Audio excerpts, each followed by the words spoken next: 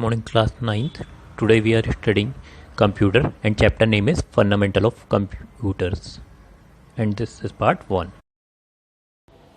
First of all, let's discuss what is a computer.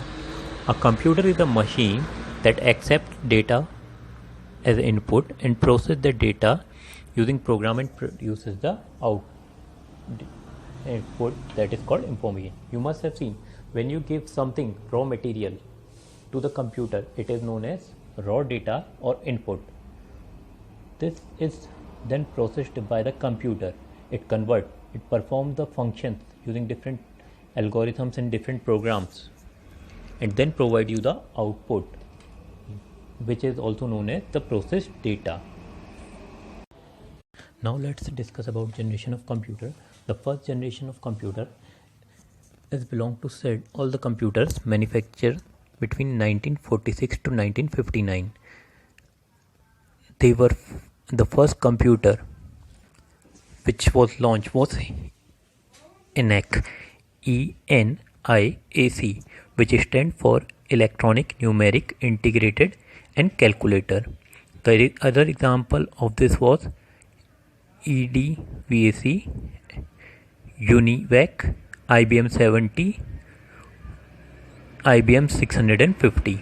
The advantages of this computer was it was made use of vacuum tube, which are the only electronic component available at that time. Moreover, these computers could calculate in milliseconds. Now we will discuss about their disadvantages. These were too big in size and weighed about 30 tons. These computers were very costly. Moreover, the large amount of energy is consumed to make them process.